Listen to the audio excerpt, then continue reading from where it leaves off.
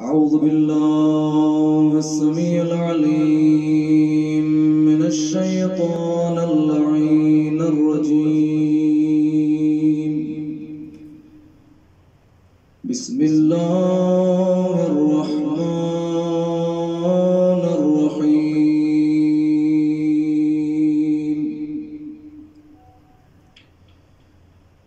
الحمد لله الذي تجلى للقلوب بالعظمة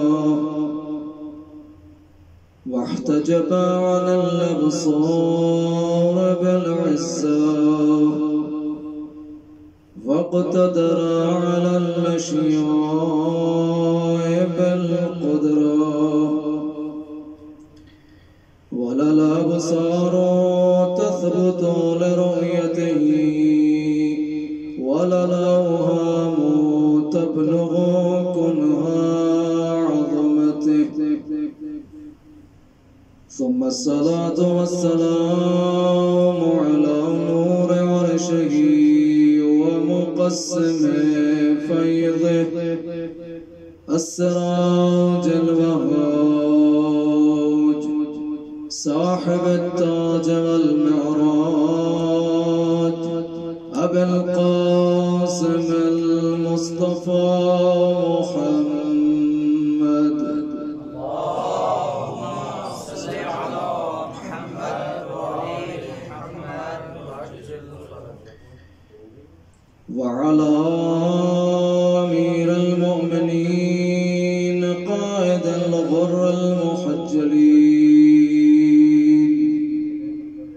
أسد الله الغالب غالب على كل غالب علي بن أبي طالب عليهم السلام وعلى سيدة الجليلة المخدومة المحرومة عن حق ميراث أبيها ما زالت بعد وفاة أبيها موسبة الرأس باكية العين محترقة القلب منهدة الركن التي قالت بعد وفاة أبيها صبت علي وسائب لو أنها صبت على الأيام سرنا لياليا وعلى 9 المعصومين من ذرية الحسين عليهم السلام واللعن الدائم على أعدائهم أجمعين من يوم عداوتهم إلى أبد الآبدين. أما بعد فقد قال الرحمن في الفرقان بسم الله الرحمن الرحيم. الله ولي الذين آمنوا يخرجهم من الظلمات إلى النور. صلوات على محمد وآل محمد. اللهم صل على محمد وآل محمد.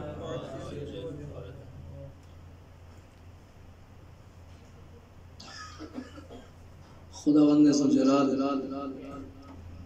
کی شکر گزار ہیں کہ آج بھی سید الشہداء علیہ السلام کی مجلس میں حاضری دینے کی توفیق عطا فرمائی اور امام زمانہ علیہ السلام کی خدمت میں پرسہ عرض کرنے کے لیے توفیق عطا کی۔ جو آیت وافل ہدایہ میں ارشاد رب جلیل ہو رہا ہے، اللہ ولی الذین آمنوا، اللہ ان لوگوں کا ولی ہے جو صاحبان ایمان ہیں۔ ولایت کے قبول کرنے کے بعد اللہ ہی ان صاحبان ایمان کو مختلف آلودگیوں اور تاریکیوں اور اندھیروں سے نکال کر نور کی طرف لے جاتا ہے۔ آپ نے اس آیت میں شاید غور کیا ہوگا، یقیناً صاحبان اہل فضل ہیں،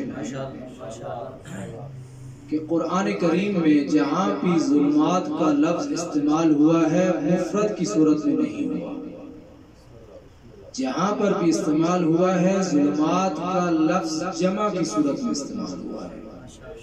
یہاں سے یہ پتہ چلتا ہے کہ انسان کی زندگی میں مختلف تاریکیوں اور اندھیروں کا امکان موجود ہے، اور جہاں پر قرآن کریم نے اندھیروں سے نکال کر نور کی طرف لے جانے کی طرف اشارہ کیا ہے، وہاں پر نور کا لفظ مفرد ہے۔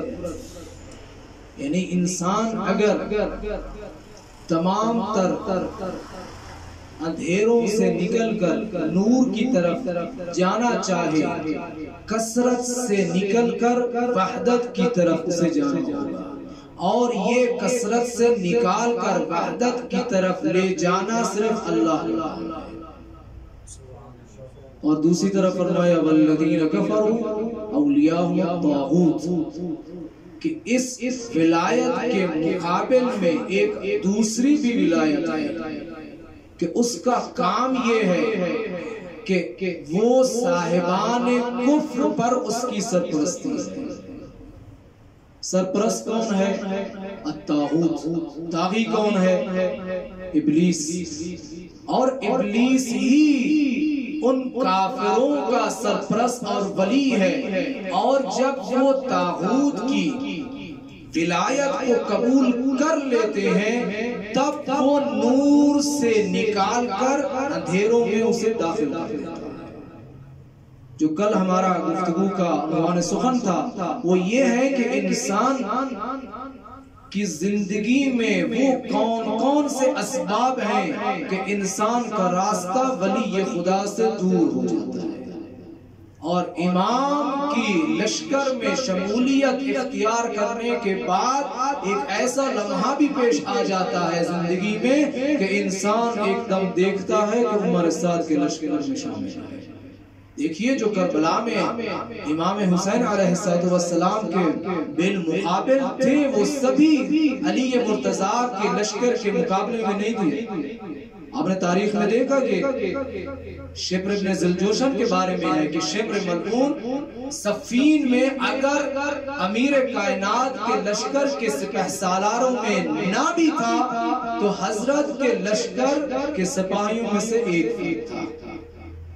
تو میں نے عرض کیا کہ نبی کریم کے ساتھ جنگوں میں ساتھ دینا شرط نہیں، اور میں نے کل یہ عرض بھی کیا کہ علی مرتضیٰ کا ساتھ دینا جمل، صفین اور نہروان میں یہ شرط ہے، لیکن اس سے بڑھ کر آپ کی خدمت میں جو نکتہ عرض کرنا چاہتا ہوں یہ ہے کہ حتیٰ علی مرتضیٰ کے ساتھ مل کر جمل، صفین اور نہروان میں جنگ کرنا کافی نہیں ہے۔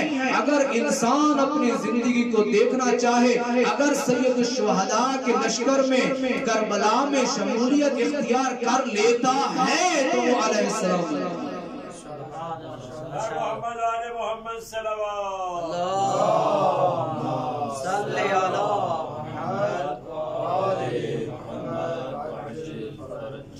محمد تو انسان کی زندگی میں وہ کون کون سے اسباب ہیں کہ جن کی وجہ سے انسان کا راستہ ولی خدا سے الگ ہو جاتا ہے؟ کل میں نے آپ کی خدمت میں عرض کیا کہ انسان کی زندگی میں اگر انسان ایک ایسے گناہ کا مرتکب ہو جائے کہ اس کے اندر یہ گنجائش اور ظرفیت ختم ہو جائے کہ وہ توبہ نہ کر سکے، گناہ کرتا ہے اور اس کے بعد توبہ سوچتا بھی نہیں، گناہ کیا تو کیا ہوا، اتنے لوگ گناہ کر رہے ہیں، توبہ کی سوچتا نہیں ہے۔ یا دوسری جو خصوصیات میں نے آپ کی خدمت میں عرض کی کہ اگر انسان گناہ کرتا ہے لیکن اس کا گناہ مالی گناہ نہیں ہے تو اس کے واپس آنے کی اور پلٹنے کی اور ابھی گنجائش موجود ہے۔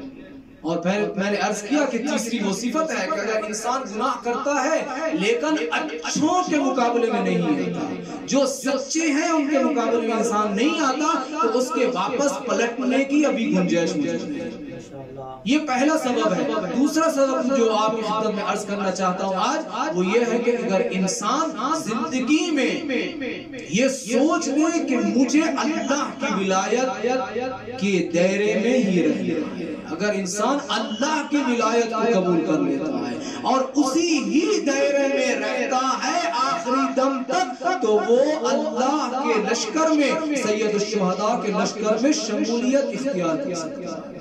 تبھی تو آپ پڑھتے ہیں زیارت عاشورہ میں جو برادر عزیز نے بھی اچھے انداز میں تلاوت کی کہ ہم جہاں پر سید الشہداء کی خدمت میں سلام پیش کرتے ہیں وہیں شہداء کربلا کی خدمت میں سلام پیش کرتے ہیں۔ السلام علیکہ یا ابا عبداللہ وعلی الارواح التي، ایک سلام سید الشہداء کی خدمت میں عرض کرتے ہیں وہی سلام ہی شہداء کربلا کی خدمت میں عرض کرتے ہیں۔ دوسرا سلام نہیں ہے، الگ سلام نہیں ہے، جو سلام سید الشہداء کی بارگاہ میں پیش کیا جا رہا ہے وہی سلام شہداء کربلا کی خدمت میں پیش کیا جا رہا ہے۔ کیوں؟ کیونکہ امام جعفر صادق علیہ السلام ارشاد فرماتے ہیں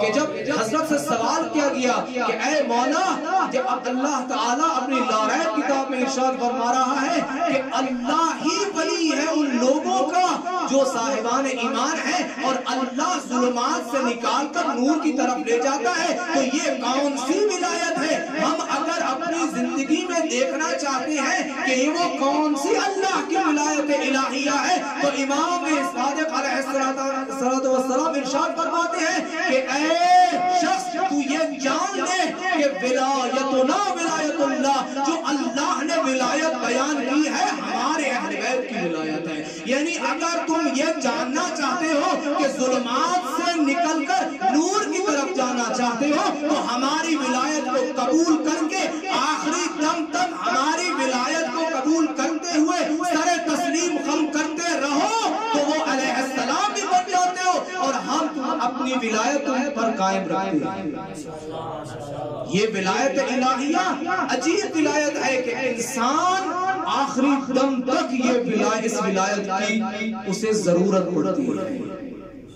تو یہ ولایت کو قبول کرنا ہمارے معارف میں ایک ایسے انداز میں پیش کیا گیا ہے، عجیب انداز ہے کہ ہم دعائیں عہد بھی پڑھتے ہیں کہ پروردگارہ میں آج کی صبح تم سے تجدید بیعت کرتا ہوں، اللہم انی اجدد لہو فی صبیحت یومی ھذا، پروردگارہ میں آج کی صبح تجھ سے تجدید بیعت کرتا ہوں، تجھ سے بیعت نہیں کرتا، تجھ سے تجدید بیعت کرتا ہوں۔ تجدید بیعت آپ کو معلوم ہے ایک بیعت ہوتی ہے، ایک تجدید بیعت ہوتی ہے، بیعت پہلے ہوتی ہے، تجدید بعد میں ہوتی ہے۔ اس فکرے سے یہ معلوم ہوتا ہے کہ انسان اگر اس دنیا میں رہتے ہوئے پروردگار متعال سے تجدید بیعت وہ کر رہا ہے ہر صورت کے وقت تو اس سے پتہ یہ چلتا ہے کہ اس عالم سے پہلے کسی اور جگہ پر اس نے بیعت ضرور کی ہے۔ نعرہ تکبیر، اللہ اکبر، نعرہ رسالت، یا رسول اللہ، نعرہ حیدری، آواز بلند صلوات، اللہم صلی علی محمد۔ تو تجدید بیعت کرتے ہیں ہر صبح کے وقت. پھر ہم عرض کرتے ہیں وما عشت من ایام، جب تک میں اس دنیا میں رہوں گا تب تک تجدید بیعت کرتا رہوں گا. وہ کون سی بیعت ہے؟ اصول کافی کی حدیث ہے. ماشاءاللہ اہل فضل ہیں آپ. صرف اشارہ کرنا چاہتا ہوں کہ اصول کافی میں ایک حدیث ہے، بہت بڑا چیپٹر ہے کہ ہر انسان جو دنیا میں آتا ہے اس عالم سے پہلے اس نے اللہ سے بیعت کی. اگر اللہ کی وحدانیت کو اس نے اقرار کیا تو اس عالم میں وہ مسلمان پیدا ہوا. اور پھر دوسرا عہد جو کیا ہے نبی سے عہد کیا ہے کہ جو فرد اس دنیا میں مسلمان ہو کر آتا ہے اور مسلمان گھرانے میں پیدا ہوتا ہے اس نے اپنے نبی سے عہد کیا ہوتا ہے. اس نے وہاں پر بیعت کی ہوتی ہے تب وہ مسلمان گھرانے میں. یہ ایک ایسا عجیب انداز ہے کہ یہاں پر اگر ہماری احادیث نہ ہوتی تو بہت سارے یہ لوگ اب بھی کہہ رہے ہیں کہ ہمارا ایک شیعہ گھرانے میں یا مسلمان گھرانے میں پیدا ہونا تو ایک اتفاقی ہے، ایک بائی چانس جو ہے وہ اتفاق ہے. ایسا نہیں ہے. ایک کائنات خداوند متعال نے اس طرح کا اس نظام کو خلق کیا ہے. کوئی پتا بھی ایک درخت سے نیچے گرتا نہیں ہے مگر کہ اللہ کے اذن کے ساتھ. تو کیسے ہو سکتا ہے کہ ایک مومن یا مسلمان اور شیعہ گھرانے میں پیدا ہو اور اتفاقی اور بائی چانس ہو؟ تو امام صادق علیہ السلام ارشاد فرماتے ہیں یہاں پر تم تجدید بیعت کر رہے ہو، صرف اس بیعت کی تجدید کر رہے ہو جو اس عالم سے پہلے تم نے بیعت کی تھی، اور ہر صبح کو تم اپنے پروردگار متعال سے بیعت کی تجدید کرتے ہیں. اور پھر ہم عرض کرتے ہیں وما عشت من ایامی عہدا وعقدا وبیعتا له فی عنقی. یہ ایک ایسی بیعت ہے کہ جس کے 3 چیپٹر، عہد بھی ہے، عقد بھی ہے اور بیعت بھی ہے. عہد یعنی انسان وعدہ کرتا ہے کہ میں آپ کے ہی راستے پر چلوں. وَعَقْدًا اپنے دل کو بھی امام معصوم سے متعلق کر دیتا ہے، اپنے دل کو امام کے ساتھ منسلک اور متصل کر دیتا ہے. جب انسان کا دل منسلک ہو جائے، متعلق ہو جائے اپنے امام کے ساتھ تو اس کا عہد جو ہے وہ پورا ہو جاتا ہے. آپ نے دیکھا کربلا والوں کے ساتھ کہ زہیر عثمانی مذہب ہے بظاہر، البتہ تاریخ کے مطابق جو مشہور ہے، لیکن اس کا دل جو ہے وہ امام معصوم کے ساتھ. تبھی اس نے ادب اختیار کیا اور وہ چاہتا نہیں تھا کہ امام معصوم سے اس کا آمنا سامنا. لیکن جب انسان کا دل امام معصوم کے ساتھ منسلک ہو جاتا ہے تو انسان اپنی بیعت کو تجدید کر دیتا ہے. وَبَيْعَةً لَهُ فِي عُنُقِي، میں نے اپنی گردن میں یہ ایسا تمغہ ڈال دیا ہے کہ اے پروردگارہ صبح قیامت تک اگر میں زندہ بھی رہوں تو اپنے امام کا ساتھ دیتا رہوں گا. اسی وجہ سے زہیر اٹھتے ہیں، حبیب اٹھتے ہیں شب عاشور کہ اے امام حسین علیہ السلام اگر ہمیں 1000 بار بھی قتل کیا جائے، ہمارے اجساد کو جلایا جائے، راکھ کر دیا جائے، تب بھی ہم آپ کی محبت اور ولایت کو چھوڑنے کے لیے تیار ہیں. یہی وہ عہد ہے جو کربلا والوں نے کر کے دکھایا. من المؤمنین رجال صدقوا ما عاهدوا اللہ علیہ، کہ مؤمنین میں سے کچھ مرد ہیں، ایمان والے مرد ہوتے ہیں، صدقوا ما عاهدوا اللہ علیہ، کہ جنہوں نے اپنے عہد کو سچ کر کے دکھایا. منہم من قضى نحبہ. تو یہ عہد ہے. اگر انسان اس عہد کا پابند ہو جائے، وہ کون سا عہد ہے؟ اس دعا میں ہم صرف تجدید عہد کر رہے ہیں، لیکن اس عہد کا مفاد کیا اور محتوا کیا ہے؟ ایک دوسری جو دعا ہے اس میں ہم پڑھتے ہیں کہ سید ابن طاووس سے نقل ہے، عظیم ہے، یہ عجیب شاگرد ہے مکتب اہل بیت کے. وہ کہتے ہیں کہ ایک مرتبہ میں سامرہ میں داخل ہوا، سرداب مقدس میں جب داخل ہوا تو کیا میں نے سنا، ایک خوبصورت آواز ہے، معطر انداز ہے اور عجیب سا ماحول بنا ہوا ہے. تو میں نے اپنے کانوں سے سنا کہ ایک عظیم ہستی ہے جو اللہ کی بارگاہ میں استغاثہ کر رہی ہے۔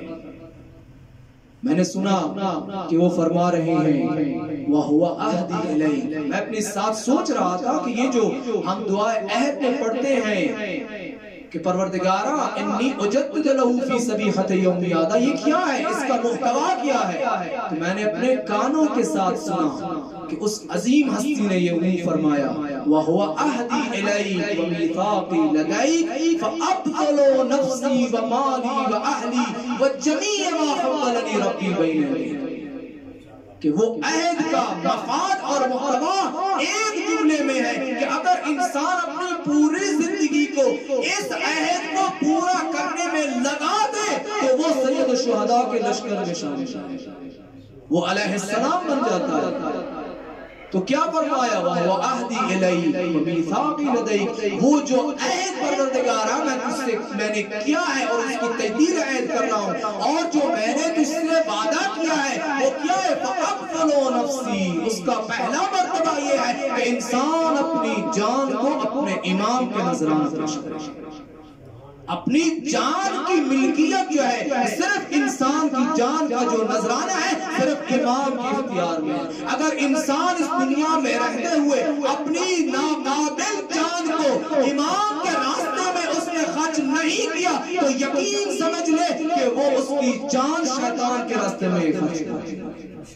فَأَبْذَلُ نَفْسِي وَمَالِي، پروردگارا میں اپنے تمام تر مال کو امام کے راستے میں خرچ کروں، یہ وہ عہد ہے۔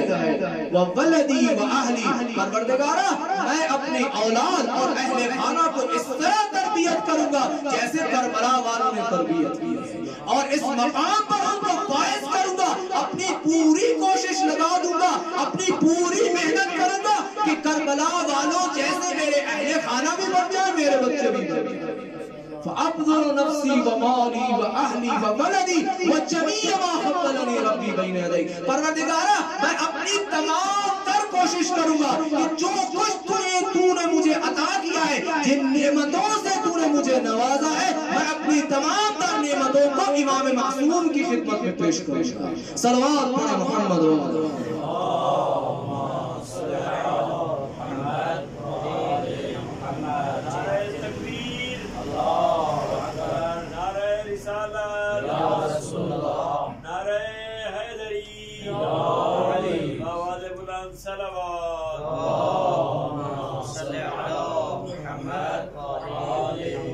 فَأَبْذَلُ نَفْسِي وَمَالِي وَأَهْلِي وَوَلَدِي وَجَمِيعَ مَا فَضَّلَنِي رَبِّي بَيْنَ يَدَيْ، پروردگارا جو کچھ تم نے مجھے دیا ہے، اگر قلم دی ہے، اچھا بیان دیا ہے، اچھی کتابت دی ہے، اچھی خطابت دی ہے، جو کچھ بھی دیا ہے امام معصوم کی خدمت میں حاضر ہے۔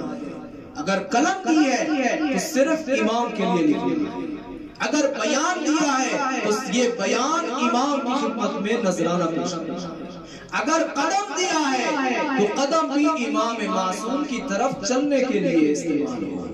یہ زیارت اربعین اور اربعین کا یہ ایام ہے، یہ جو ہم قدم بڑھاتے ہیں، ہر قدم پر کتنا اجر ہے، آپ کامل الزیارات کو اٹھا کر دیکھیں، ہر قدم کے لیے پروردگار متعال نے انسان کے لیے کتنے حسنات رکھے ہیں۔ ایک قدم اگر انسان امام کی طرف بڑھا لے تو وہی ایک قدم انسان کے لیے کافی ہے۔ میں نے کل عرض کیا تھا کہ جنت میں داخل ہونے کے لیے 2 قدم کے نہیں 1 قدم کی ضرورت ہے، کہ اگر انسان اپنے ہوائے نفس پر پاؤں رکھ لے وہیں سے اس کی جنت شروع ہوتی ہے، بلکہ اگر اس کو مزید اگر ظریفانہ انداز میں دیکھا جائے تو ہوائے نفس کی ضرورت بھی نہیں ہے۔ اگر انسان اپنے قلب میں یہ دیکھ لے کہ مجھے عمر سعد کے لشکر میں داخل ہونا ہے یا سید الشہداء کے لشکر میں داخل ہونا ہے تو اس کا دل جو ہے اس بات پر گواہی دے گا کہ مجھے سید الشہداء کے لشکر میں شامل کرنا ہے۔ انسان کا دل اگر سید الشہداء کے ساتھ ہے تو وہ حسینی ہے، اگر انسان کا دل حسینی ہو جائے اس کا کردار بھی حسینی ہو جائے۔ آج اس حسینی شخصیت کے بارے میں پرسہ دینا چاہتے ہیں کہ جو صحابی رسول ہیں، لیکن ان کا دل اتنا نواسہ رسول کی محبت میں مصروف ہے اور بھرا ہوا ہے۔ حسین کے بچپن کا ساتھی، حسین کے بچپن کے ساتھ کھیلنے والے اور امام سے محبت کرنے والے وہ عظیم شخصیت حبیب ابن مظاہر، جن کا دل امام کی محبت سے پر اور ان کی پوری زندگی حسینی تھی۔ جب کربلا میں سید الشہداء کا قافلہ داخل ہوا تو ہر طرف لشکر دشمن میں اضافہ ہونے کی آوازیں بلند تھی۔ جو بھی آتا تھا لشکر دشمن میں شامل ہونا تھا۔ لشکر دشمن میں اضافہ ہونے کے بعد زینب عالیہ نے پوچھا کہ بھیا یہ کربلا میں شور و غوغا کیوں ہے؟ تو سید الشہداء نے فرمایا ہے بہن زینب، لشکر دشمن میں تعداد اضافہ ہو رہی ہے۔ تو زینب عالیہ کا ایک جملہ، ایک عظیم جملہ ہے کہ سید الشہداء کو ایک خط لکھنے پر مجبور کر دیا۔ فرمایا کہ اے بھیا، ہمارا کوئی ساتھ دینے والا نہیں ہے کیا زہرا کا لال تک و تنہا کربلا میں شہید ہونے والا ہے؟ ارباب مقاتل لکھتے ہیں کہ جب یہ جملہ کہنا تھا سید الشہداء نے قلم اور کاغذ طلب کیا، ایک ایسا خط لکھا کہ خود مصائب کا جملے اس میں موجود ہیں۔ اگر یہی جملہ ہی کافی ہوتا مصائب کے لیے تو شاید کربلا میں حبیب کی شہادت پڑھنے کی ضرورت نہیں ہے، بلکہ اسی خط سے معلوم ہوتا ہے کہ سید الشہداء کی مظلومیت کیا ہے۔ من الحسین ابن علی الى الرجل الفقیہ حبیب ابن مظاہر الاسدی، اے حبیب انا قد نزلنا کربلا، حبیب ہم کربلا پہنچ چکے ہیں۔ وَأَنْتَ تَعْلَمُ قِرَابَتَنَا بِرَسُولِ اللَّهِ، کہ حبیب تو جانتا ہے میں نواسہ رسول ہوں۔ ان اردت نصرتنا فاقدم الینا عاجلا، اے حبیب اگر حسین کی نصرت کرنا چاہتا ہے تو جلد از جلد کربلا پہنچو۔ میں بہت مختصر عرض کر رہا ہوں۔ قاصد پہنچا کوفہ اور حبیب کی خدمت میں امام کا خط پیش کیا۔ ایک نقل کے مطابق ہے کہ حبیب کھانا تناول فرما رہے تھے۔ امام کا خط جب پہنچا، حبیب نے خط کو آنکھوں میں رکھا اور بوسہ دیا۔ حسینی ایسے ہوتے ہیں، جب امام کی طرف سے دعوت ہوتی ہے تو حسینی امام کے خط کو دیکھ کر رو بھی پڑتے ہیں اور بوسہ بھی دیتے ہیں۔ ارباب مقاتل لکھتے ہیں کہ حبیب نے اپنی بیوی کا امتحان لینا چاہا۔ بیوی نے پوچھا کہ حبیب کیا ہوا؟ فرمایا کہ امام کا خط آیا ہے۔ کیا فرمایا ہے امام نے؟ امام نے فرمایا کہ اے حبیب اب زہرا کا لال تنہا رہ گیا ہے، اگر تم ہماری نصرت کے لیے آنا چاہتے ہو تو آؤ کربلا نواسہ رسول کی مدد کرو۔ تو بیوی نے کہا تو اب تمہارا کیا ارادہ ہے؟ حبیب نے ارباب مقاتل نے لکھا ہے کہ امتحان لینے کے لیے صرف یہی کہا کہ اے میری بیوی، میں حبیب بوڑھا ہو چکا ہے، اب نصرت کرنے کے لیے اس کے اندر طاقت نہیں ہے، زہرا کا لال کی مدد کے لیے حبیب کیسے نصرت کرے؟ حبیب بہت بوڑھا ہو چکا ہے۔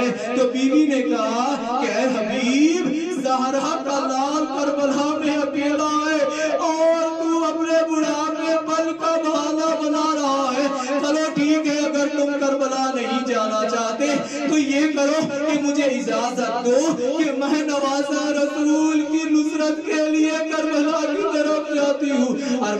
مقاتل لکھتے ہیں عزاداران مظلوم کربلا بس یہی کہنا تھا کہ حبیب نے فرمایا کہ ہے میری بیوی میں نے صرف تمہارا امتحان لینا چاہا حبیب بوڑھا ہو چکا ہے لیکن حبیب کا دل ابھی جوان ہے نوازہ رسول کی مدد کے لیے ہر لمحہ حبیب تیار ہے حبیب اپنے غلام کو ساتھ لیتے ہوئے کربلا کی طرف گامزن رہے بس رواں دواں ہوئے کربلا میں جب داخل ہوئے دور سے دو بوڑھے سپاہی آ رہے ہیں ارباب مقاتل لکھتے ہیں کہ جب دور سے دو بوڑھے سپاہی اصحاب سید الشہداء نے دیکھا تو امام نے استقبال کے لیے اپنے اصحاب کو بھیجا بس کربلا میں ایک عجیب سا منظر طاری ہوا ایک عجیب ماحول بن گیا بس جو شور و آوا تھی وہ سیدانیوں کے خیموں کی طرف اس کی آواز جب پہنچی تو ایک دم زینب عالیہ نے پوچھا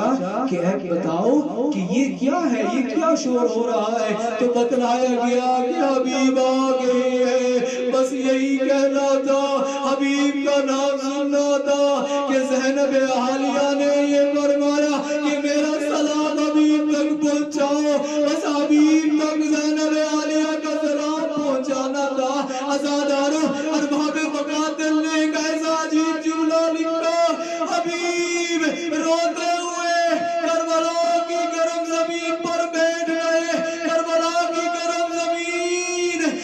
مٹی کو اٹھا کر اپنے سر پر ڈالتے رہے بس ایک جملہ فرمایا ایک جملہ عرض کیا اے وائلہ اے سیدانیوں پر کیسا مشکل وقت آ گیا کہ اب زینب بنت امیر المومنین اپنے غلام کو سلام پیش کر رہی ہے عزاداروں صرف ایک جملہ آپ کی خدمت میں عرض کرنا چاہتا ہوں اور سہمت تمام عزاداران مظلوم کربلا ظہر عاشور ہوئی امام کے نماز کا وقت ہوا حبیب ابن مظاہر امام کے سامنے کھڑے ہو گئے دوسری طرف سید ابن عبداللہ کھڑے ہو گئے ارباب مقاتل کا لکھنا ہے سید ابن عبداللہ نے امام کے سامنے جب وہ کھڑے ہوئے امام کی نماز ختم ہوئی تو ایک دم کیا دیکھا سید ابن عبداللہ نبی امام کے سامنے گر گئے اور یہ جملہ عظیم فرمایا اپنے رسول اللہ کہے کیا میں نے وفا کی دوسری طرف ارباب مقاتل لکھتے ہیں ایک نقل کے مطابق کہ حبیب ابن مظاہر بھی کھڑے رہے